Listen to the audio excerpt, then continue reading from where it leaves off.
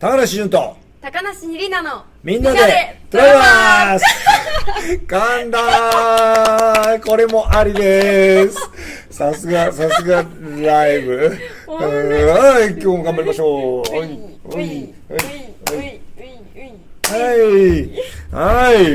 みんなが噛んだところで、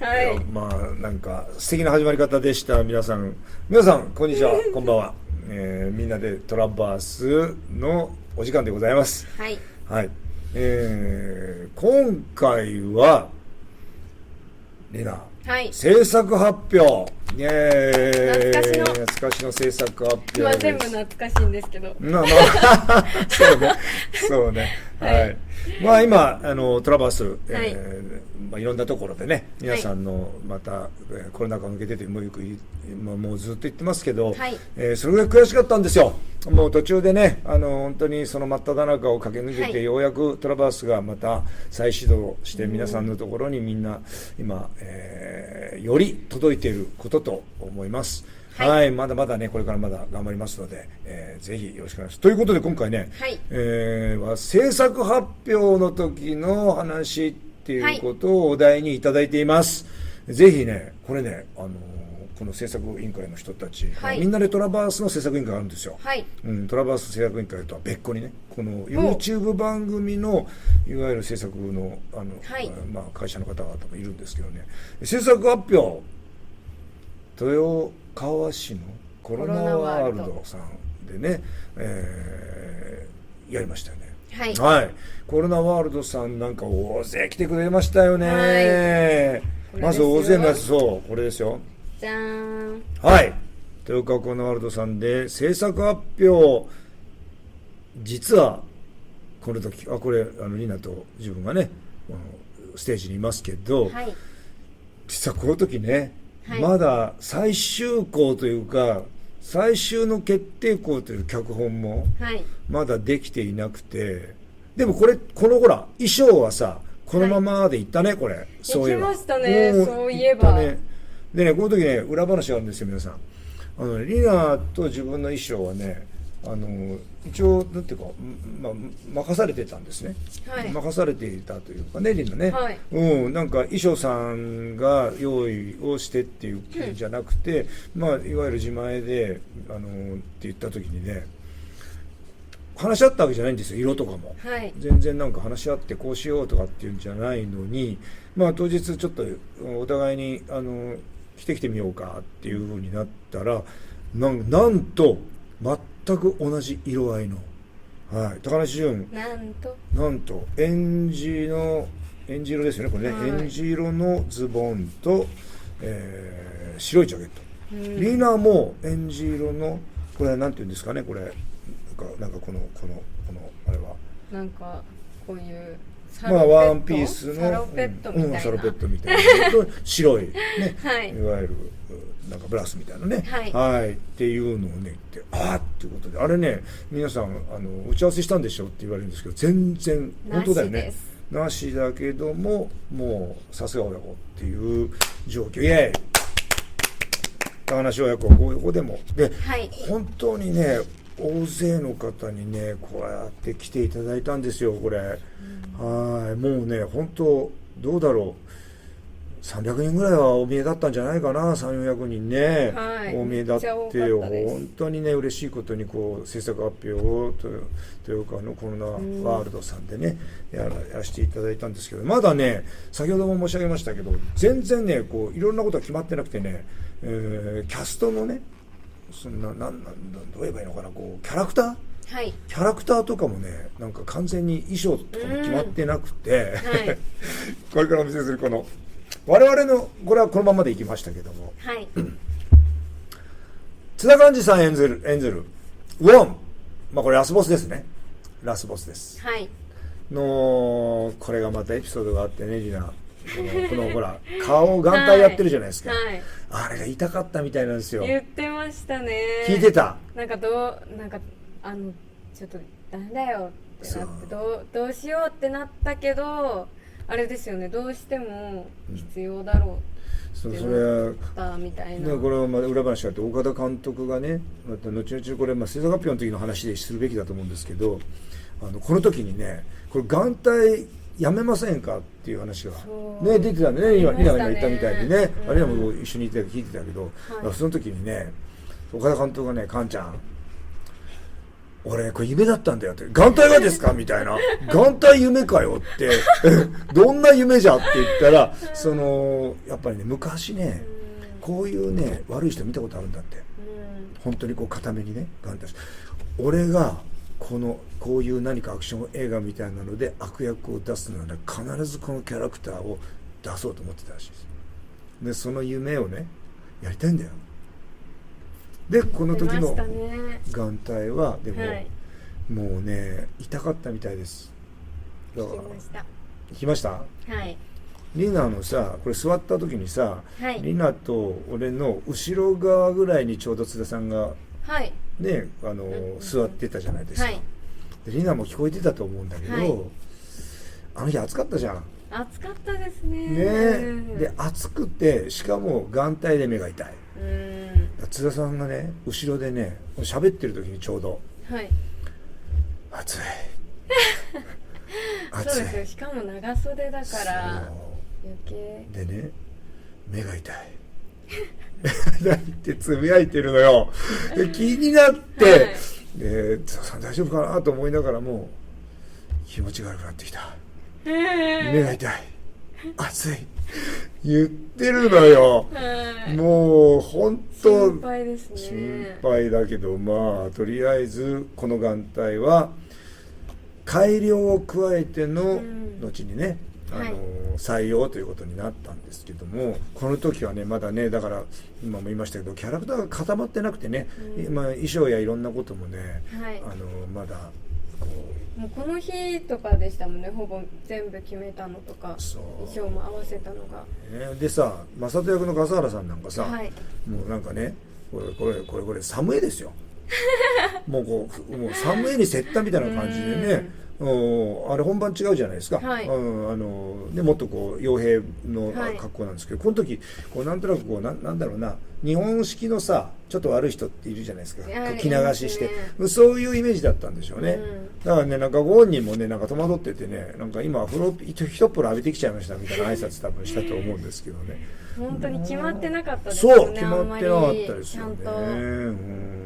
だからでも制作発表大勢の方にね本当にこうやって来ていただいて、これ懐かしいね、リナね。この時じゃないですか、皆さんにお会いしたの、このみんなに。そう初めてね、みんな揃ったの初めてこれ実は顔合わせね、顔合わせっていうのがなかなか皆さんのスケジュールも含めてこの日の制作発表の時だろうっていうことで、初顔合わせが同時にね、これの、制作発表の前に、ここの、コロナワールドさんでね、の控室でね行われたんですよね。なんかそれも懐かしいですね。本当にね。このメンバーでやるんだって思いましたでなんかそうだよ、4年って3年半も前になるのかね、でももっと経ってるような気もしないでもないけどね、まだ3年半ぐらいなのかなとも思うけど、あっという間でしたね。で、顔合わせでこのメンバーでやるんだっていうことが分かって、でもねちょっとねリナともそれは多分話してたと思うんですけど、お客さんどれぐらい来てくれてるかねって気になるじゃないですか、やっぱり、制作発表ってね。したらなんかいいんだよって言われた時嬉しかったね。嬉しかったですね。結構不安だったじゃないですか。だから安心しました、聞いてね。ロケ地もほらこの辺っていうことが決まって、実はねリナね知ってるかどうかわかんないけどね、ロケ地最初ね東京とかね、言ってましたね。聞きましたよ。でしょ、東京の新宿とかね、舞台になっているので、原作があってね、このトラバスって、原作は、この辺もあるんだけど、中京地区からね東京の新宿にね、舞台が移るんですよ。だからそれでやっぱり新宿でっていうような話もあって、ロケやってもね、新宿とか許可取るだけで1年とかね、撮影許可がね、なかなか取れないですよね。だからまあちょっと新宿ダメで、で監督が大阪なのでお膝元の大阪どうかって言ったらやっぱ同じようにねやっぱり、まあ厳しいんですよね、ああいうちょっと大きめの都市はね。でやっぱ名古屋に降りてきてだんだん、この辺、まあ、主演とヒロインが、はい、まあ、この辺なのでっていうことでこの辺どうかっつったら都会取れる、はい、まあ風光明媚ないろんな、いろんなこう自然もある、はい、その上で岡田監督が気に入ったのがなんと市電、なんと市電市電、ね、皆さんリーナーはここにこの辺にね住んでるにもかかわらず市電に乗ったことがなかったという。ないですね。そんな乗る機会がないのでなかなかね、だからそれであの時初めて市電に乗ったっていう話もありましたけどね。はい、まあそれで、この辺でロケっていうことになって、この辺でロケやってるわけですから、はい、当然皆さんに応援していただきたいなと思いながらもどうなのかなっていうふうにやっぱ不安になるじゃないですか。はい、でもこんだけ大勢の人たちが来てくださってね、その後のサイン会とかで初めてあんだけたくさんサイン書いたな。でしょりだもん。そうですね。すごい大勢だったよね。いっぱい書きました。ね、懐かしいよ。はいね、そういうことで、これがねリナね最初が2番目かな。はい、これよく見ました、私。そうこれがね2番目の一番最初じゃなくてね2番目にこれが採用された多分ポスターなんですね。はい。はい、守るために戦いということが最終的に、キャッチコピーになりましたが、この時は守るたびに愛しくなるというね、いわゆるその父と娘の、情のね物語っていうところにスポットが当たったこのキャッチコピーだったんですけどね。はい、これはこの時はねこの制作発表の時はこのポスターが、はい、あちこちにね出回っていた学校だったと思いますね。はい。制作発表といえばもうこのリナとのねこれ自分の制作発表の時にこういう形でこれから頑張りますんでっていうことでね、はい、制作発表の時のこの写真のものです。はい、リナのやつ見せてください。私のはこれです。はい、どこだ？こっちだ。はい。なんか懐かしいですね。ねえ。全然ちょっと若い。若い全然リーナは全然もうでもねなんかこうなんだろうなリーナの役をやる顔にもうやっぱお稽古もしてたし、はい、なんか顔がもうリーナという脚本のね、はい、役の顔になってきてるなというふうに思いますね。でも本当楽しかったですね制作発表は。なんか楽しかったのは、はい、大勢の方のなんかこう頑張れよっていう気持ちをもらえたよね。もらいましたね。なんか直接いただけて嬉しかったですね。なんかこう舞台挨拶もそうだし制作発表もキャンペーンやってもそうだけど、はい、なんかそこで楽しいなって思う時ってこう皆さんが僕ウルトラバス頑張れよっていう、なんか期待してるよとか、はい、っていう気持ちがこうダイレクトに、なんかいただけたなというふうに思いません？はい、ね、思いました。やっぱいいですね。会いに来てくださったりとか、直接お話聞けたりとかすると、改めてよしってなりましたね。だからもう制作発表の時は本当にねまだ全然クランクインまでね確かあれ暑かったの6月ぐらいだったですよね。多分そうだった。だから7、8、9、10、11とあと5ヶ月でクランクインっていうことなのでまだまだね準備がね、はい、いろいろ大変だったりとか、我々も、ちょうどお稽古をねリナとお稽古あれしたりとかその日の当日リナとのお稽古でリナにも付き合ってもらってアクションのお稽古があったりとかね、もうここからもう自分なんかねその後ね東京にねアクション合宿っていうかね、もう行ったりとかしてねもうなんかこれからだなっていう時だったですよね。まだまだだから、これから始まる我々の試練っていうものをまだこれからだなっていう感じのね、顔ですよね。で皆さんからほら、花束といただいたりとか僕らも、花束いただいたりとかしてこれ見てください。これですね。いやめちゃくちゃ嬉しかったですね。本当により頑張らなきゃなっていうふうにね、思った瞬間でしたよね。結構こうやって人前に出るってなったら、もう急にすごい実感しません？あもうすぐみたいなそうねめっちゃ感じましたねそれは。なんか映画を制作していくこうなんか過程とかって、はい、お稽古も含めてすっごい地味だよね。そうですね。でもまあそれが大事なんでね、やっぱり。さすがリナ言うこと、それが大事ですよねさすがそうめっちゃめちゃ地味ですよねそうですね。まあ、ある種こう自分たちとの戦いというか自分との戦いみたいなところもあるし、だからそれがこう急になんかこうすっごく地味に稽古したりとか、はい、なんかこう内面を一緒に作っていったりとかしてたのに、なんかこの日はこう急激にこう明るいところに出ちゃったみたいな思いなかった？ありました、なんか不思議な気持ちになりましたよ。もうねえ、進んでるんだっていうか、だからいつも地味じゃん、で映画って本当に作られていくのかなとかってでも我々やることしてやるしかないもんね、でももう毎回、もう制作発表かもう何々かっていつも思ってました。早くないですか、早くないですかっていつも言っててあっという間に時間が過ぎましただったよねでたまにほらこう、制作発表は本当に別格な明るさだったですけど、なんかこう2人でほらあちこちこう事前にももちろんその事後にもありましたけど事前にもラジオに出たりとか、キャンペーンあったじゃないですか、そういうとこ行くとやっぱり実感したね。しましたね。やっぱこう進んでるんだなとか、ちゃんとやっぱこう制作委員会さんの方は委員会さんの方でこう着々とこう、制作やこう配給に向けて、やってるんだなっていうか、我々はやっぱ非常にこう役トレとかね、こう地味にやってるのでパッとこう急にこう明るいところに出ると本当なんだみたいなわかりますわかります。だったでしょ。ね、そんなだったよね。最初のポスターじゃないですか。一番最初のポスターがありました。うわ懐かしいね。じゃーん。これにちょっと皆さんにサインをしていただいて。はい。懐かしい。これが一番最初のね。これリナのやつでしょ。リナの持ってる？私のでしたっけこれ。どっかやっちゃったんじゃないだろうね。多分ありますけど。これでも私のですか？もしかしたらコロナワールドさんに渡したやつだよ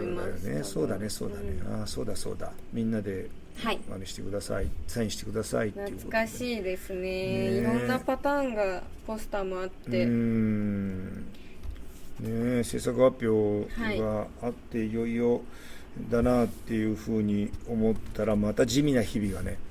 こっから来るわけです。いやでも結構その日々早くなかったですか？時間どうですか？制作発表からクランクインまでの間ね、一気に加速しましたね。もう始まるのって思いましたもん私。もうこのねさっき見ましたけどこれリナのこれ本当にリナになってってる脚本のねさっき言いましたけどちょっとあれですけど新宿とかねそういうところでこうロケをするとかっていう話から大阪になって名古屋になってこの辺でっていうことにもなっていきましたけども、なんかねそういう時間軸の中でねこう脚本を読み込んでいくとねやっぱこう自分にとってのリナ像っていうのがやっぱりできてくるわけですよ。変わっていくっていうか脚本によってこうリナというあれも、でもなんかねリナを見ててねそう俺この時思ったんだけど、リナって脚本変わっていくとちゃんとね新しいリナになっていく、それは俺すごいなと思って、それはねリナの才能だなと思ってた。自分ではもしかしたらただ当たり前のことを脚本新しく来ました、だからっていうことでこう当たり前のようにチェンジしてたのかもしれないけど、俺はね意外とそれって難しいことだよなって思ってね感心してたんですよ。本当に、だからこの時の顔もやっぱりなんかお稽古していきながらなんかこう俺この写真好きなんですけど、こう本当にこうトラバスのねリナにこうなってる顔だと思います自分でどう思います？わかんないでもそれはそうだよね。でもなろうとはしてたよねきっとね。なんか、でねこれ原作があるんですよこのトラバースにね、で原作の脚本のもうちょっと前の原作を読んだことがあるんですけど、高梨純と高梨臨奈のねこれ今からあれですけどもしねこれ監督にもまたお願いしたいんですけど、はい、こうトラバス2みたいなね、はい、ことであれが続編とかね、そういうのがあれしたら、リナとね、高梨純がリナを守っていく過程でね、はい、ピンチのシーンがね、2人で切り抜けていくシーンがいっぱいあるんですよ、その原作の、はい、それを俺やりたいんだよね。私も戦う、戦うっていうか、守りながらもリナも、そうなんていうかな、一緒になってピンチをくり抜けていくシーンっていうのがね、結構あったんですよ、描写に。このコトラバス1の方ではちょっとそこのシーンっていうのは描ききれてないじゃないですか、ただ捕まってっていう。でも一緒にたくさんね乗り越えていくね、ピンチのシーンをそれでどんどんまた絆が深まっていくみたいなシーンがねあるんですよ。今度はそれを演じてみたいな。いいですね、楽しそうですね。ねえ、そうだよね、ピンチのシーンってやっぱり手に汗握るじゃないですか、見てる方々のね。だからまたそういうような続編に近いものがね、ぜひリナと一緒にまたできるといいなっていうふうに今ねふとこの写真を持って思いました。はい。ということでですね、はい、今回は制作発表まで来ましたけども、まだまだ制作発表の時はクランクインまでのね道のりまでまた5ヶ月ぐらいあったんですよね。はい。その時のこの制作発表ですけど、今見るとねやっぱりまだなんかこの今のできたトラバースとはちょっと違うテイストな感じがね、ちょっとまだしているなって思いましたけど、はい、どうリナ？私もそう思います。まだなんかね、キャストさんはみんなね同じなんだけど、違うテイストな感じだなということでね、ここにあるポスターとは違う、このポスター、これもしばらくはね一緒に使われてましたけどね、はい、こういう頃のね制作発表、懐かしい制作発表でしたけども、はい。ということで今回は制作発表についてリナとたくさん話させてもらいましたけども、はい、皆さんいかがでしたでしょうかね。はい、次回のこのみんなでトラバースもぜひ見てくださいね。はい、何かねご質問っていうかね、何かっていうのをいただけるようなコメント欄とかね、どっかできっと作ってもらえるようにしますので、ぜひ皆さんからのご質問にまたリナと一緒に答えられるようなこともしたいと思いますので、ぜひ皆さん、YouTube のみんなでトラバース、これからも、ご視聴よろしくお願いします。お願いします。はい、それでは今回はこれで失礼したいと思います。高梨俊と高梨里奈のみんなでトラバース、また次回。